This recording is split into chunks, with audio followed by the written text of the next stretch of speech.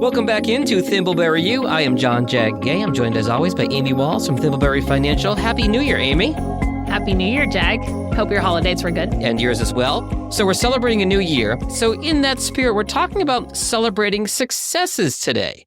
What can listeners expect from our episode? Jag, I hope that our listeners today walk away thinking about a different way of approaching financial goals or milestones. Okay. And that it helps them understand and act on the importance of that recognition. So we're talking about financial milestones, and it's so easy to get caught up in the stress of finance, the psychology of finance, of which we've talked about for 100 some odd episodes now. But your point today is it's important to celebrate certain milestones when you hit them, right? Absolutely. So let's take examples of reaching a net worth of $1 million, $2 million, $5 million, as well as achieving significant goals like getting your estate planning done. Hey, listeners, see our last episode. Paying off a mortgage or hitting a specific retirement asset target. Those psychological benefits are so important. And I know we'll touch on that today, but recognizing those can positively impact your financial journey. Okay, so let's dig into the psychology a little bit. Why is it important to celebrate these successes? Yeah, well, celebrating financial milestones serves several important purposes.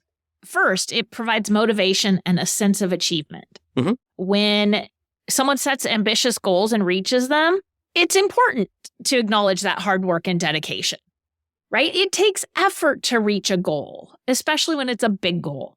And celebrating those moments can be a powerful motivator to continuing that work to reach the next milestone. By celebrating, we actually encourage and develop more motivation.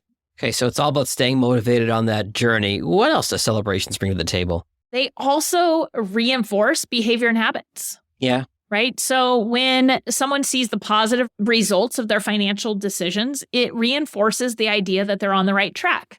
So it's similar, but different to motivation.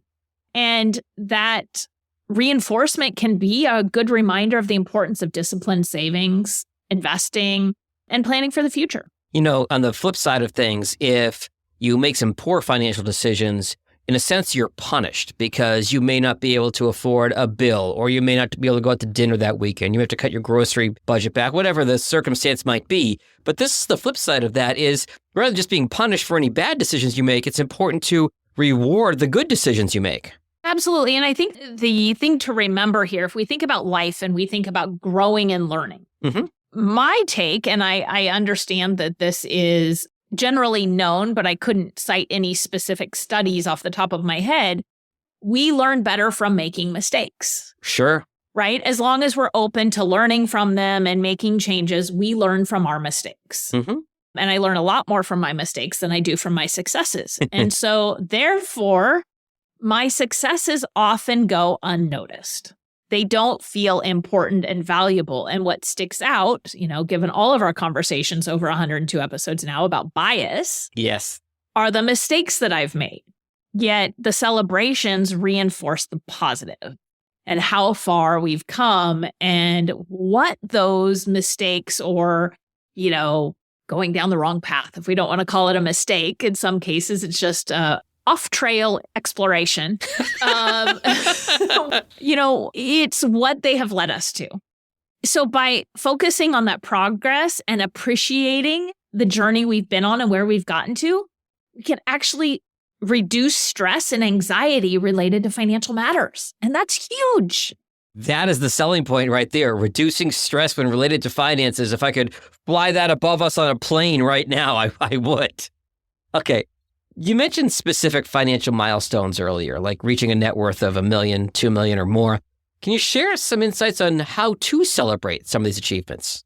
Yeah, of course, Jag. Celebrating can be as simple as a quiet dinner with loved ones to acknowledge the milestone, or it could be something more elaborate like planning a special trip or making a significant charitable donation. The key here for our listeners is to choose a way that resonates with you and aligns with values and also aligns with your goals.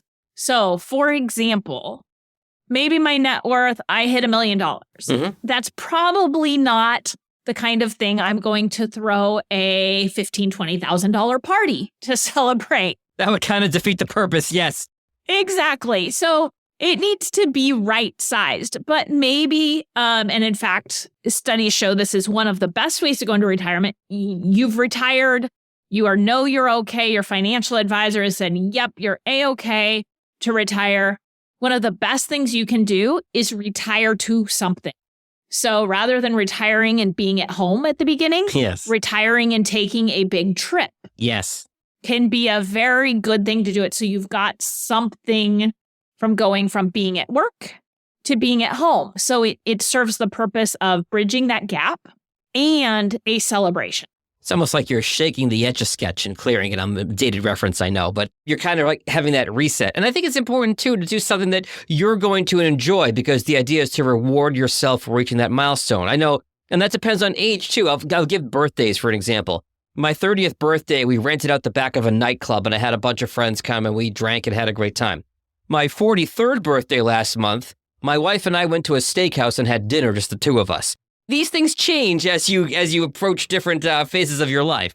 Absolutely. Right now, my husband and I go to the neighborhood pub and play cards. Like, that is truly one of our favorite things to do and to celebrate. And it feels magical when we can just go spend that time doing something, maybe I'll call it silly, but just mindless. It's the best celebration for us at the moment. Something that fills your proverbial cup. Got it. Yep. It's important to make the celebration meaningful, align with your goals and values.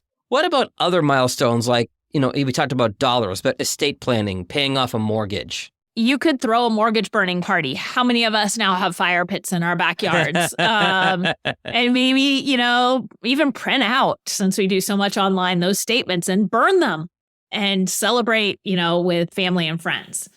Estate planning, same thing. To me, that could be brunch with my family members and being like, yay, we did it. I think all of those things work. It's got to be something, though, that resonates with the person celebrating. Look, and I think the overall key here is to celebrate the positive. I know my wife and I are looking at our potential financial milestones. We log into our accounts and we take a look. And I know your clients have the ability to do that too with Thimbleberry Financial. You can track the good as opposed to, every negative headline you see in the news, right?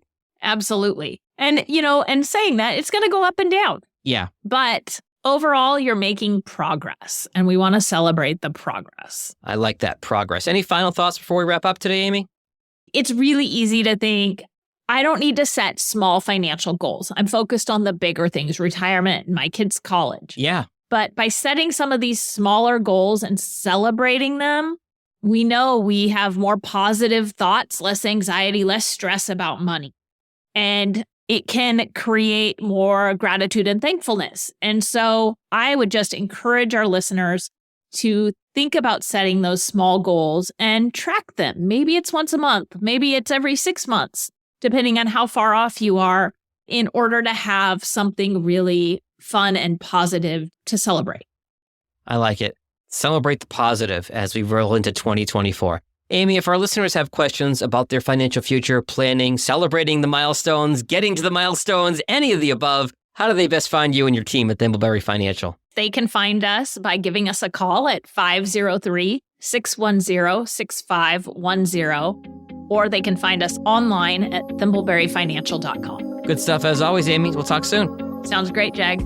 Securities offered through registered representatives of Cambridge Investment Research, Inc., a broker-dealer member FINRA SIPC. Advisory services through Cambridge Investment Research Advisors, Inc., a registered investment advisor. Cambridge and Thimbleberry Financial are not affiliated. Discussions in this show should not be construed as specific recommendations or investment advice. Always consult with your investment professional before making important investment decisions. Securities offered through registered representatives of Cambridge Investment Research, Inc., a broker-dealer member FINRA SIPC. Advisory services through Cambridge Investment Research Advisors, Inc., a registered investment advisor. Cambridge and Thimbleberry Financial are not affiliated.